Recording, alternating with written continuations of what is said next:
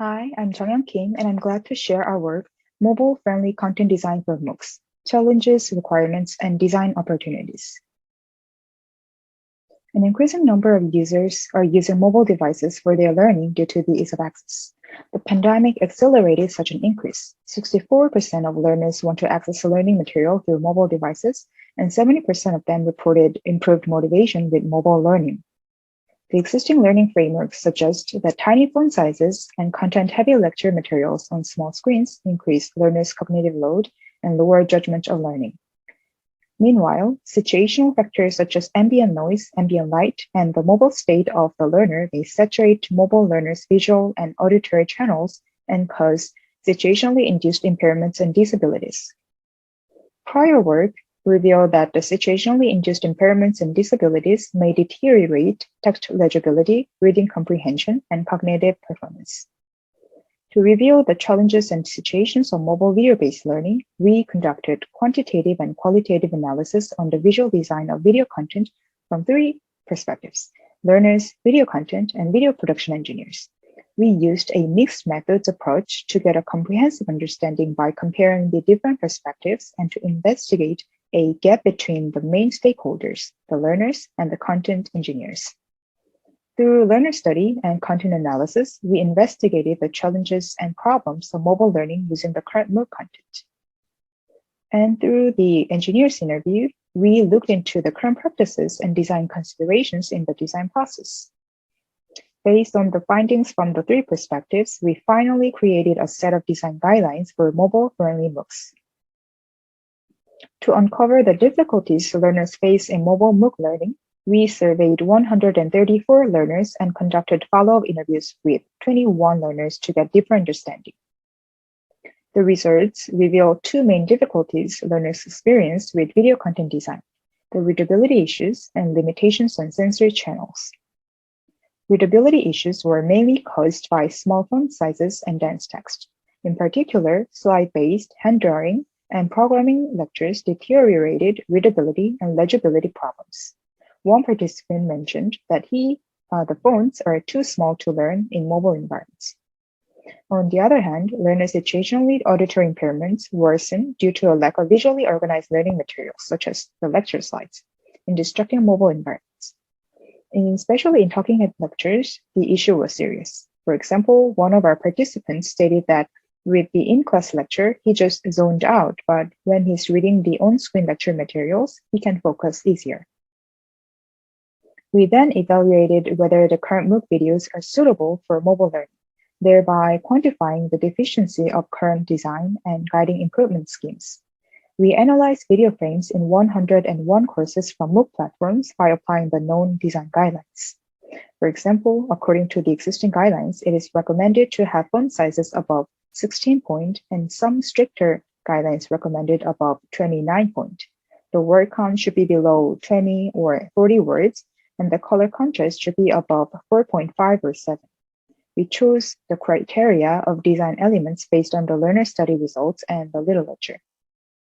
The content analysis results show a low guideline compliance rate for the key readability design factors that are reported by the learners: 2.79% for font size, 74% 2% for the amount of text, and 0.94% for the font size of the text and the images. And lastly, 66% for color contrast between text and background. The green parts in the charts indicate the proportion of the videos that comply with the guidelines. We then interviewed 11 video production engineers to investigate how they currently consider the learner's challenges. The results show that the readability is the biggest concern, and they focus on the font size and amount of content.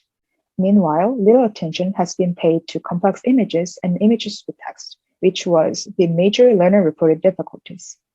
In addition, engineers do not pay significant attention to situationally induced impairments of learners in the design process. The findings imply a gap between learners' challenges and the engineers' design considerations.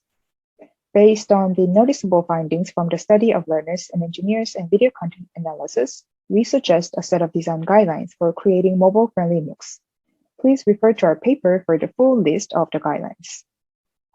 For example, we found that learners require different font sizes on mobile devices.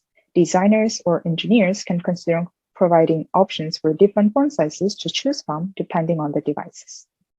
The users are currently using pinch zoom interaction to overcome the readability issues. But the pinch zoom interaction cuts off part of the design elements, requiring learners to move back and forth to see the whole content. So we recommend supporting element-wise zoom interaction, as you can see on the right side of the screen.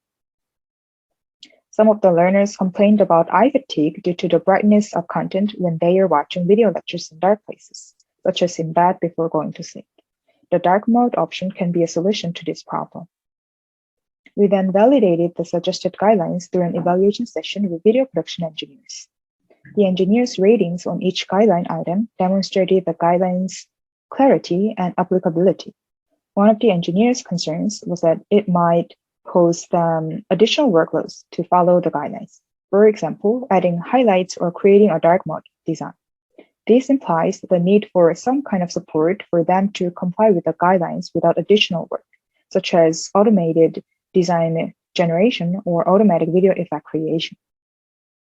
Based on the results of surveys, interviews, and content analysis, we found that there exists a gap between the learners' challenges and engineers' design considerations. Several design factors such as complex images, images containing text, and color contrast need to be paid more attention to in the design process. Meanwhile, engineers' challenges come from the lack of design guidelines for mobile environments and the tight deadlines for the design work. Considering this pain point, system researchers can provide design support for engineers. For example, a diagnosis for evaluation tool that detects and measures mobile adequacy of lecture materials, or a design tool that supports a cross-device design process. We also identify design opportunities for mobile design guidelines. The interview results with the engineers reveal that various stakeholders are involved in the lecture design process, including learning platform developers, and instructional designers. This indicates that design guidelines targeting a single user group would not be sufficient and applicable. A thorough consideration for multiple stakeholders of mobile video lecture creation is required to build practical guidelines in the design field. We expect that our research can reveal the landscape of mobile-friendly content design encompassing learners, content, and engineers, and also provide guidelines to support a seamless learning experience in mobile environments with lower barriers.